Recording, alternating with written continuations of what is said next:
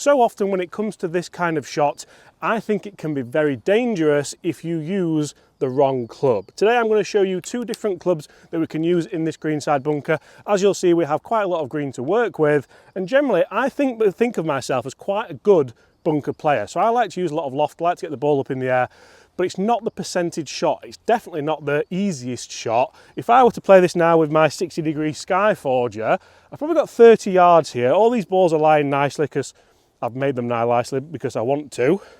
And as you can see, lots of loft, lots of speed, aiming at the right place. And I've hit that really nicely. That's probably as good as I can hit. It's had some spin on it, but it's still 30 feet away. I've struck it really, really well. But what could I do differently there? And this is something which nobody really gets taught to do in bunkers, but tour pros do it all the time. They get the 60 degree and they throw it away. Sorry, Chris, you're going to have a really, really wet grip on there now. But they actually go for less loft. They go for a pitching wedge. They go for a 9-iron. I remember walking around with Danny Willett playing a practice round at Jumeirah. Not Jumeirah, what's the other one called? Dubai Desert Classic.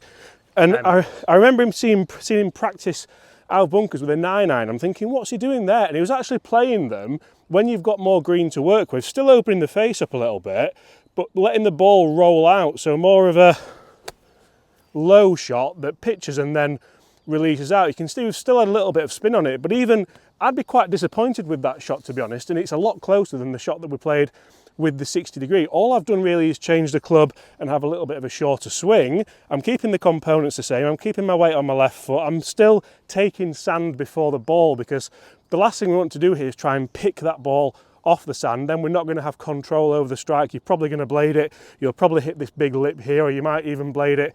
What about that lip there, Ray? If Ray's watching, Golf Clubs for Cash really, really struggles with those. Or it might just go very long.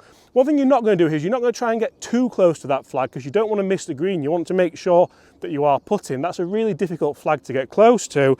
Let's have another go with this. So again, pitching wedge, face slightly open, weight still on the left foot, still lowering my centre of gravity down, so I take sand first. And as you can see, another one, that was maybe a touch higher, but again, it's stopped, it's checked, it's around probably 7 or 8 feet, that as opposed to 20 or 30 feet that we had before. And all I'm doing there is hitting down on the ball with an open pitching wedge. It still comes out low, but it's still got enough loft to get over the big lip that it is there. That's a huge lip actually, isn't it? It is. So guys, make sure you do try that. Make sure you practice it in this upcoming season. It could save you a ton of shots. I would much rather have those two than the first one I played. And the first one I played was actually a much more skillful shot and a much more difficult shot to pull off. It might look a little bit better to your mates, but you'd rather be closer and have a better chance at saving par.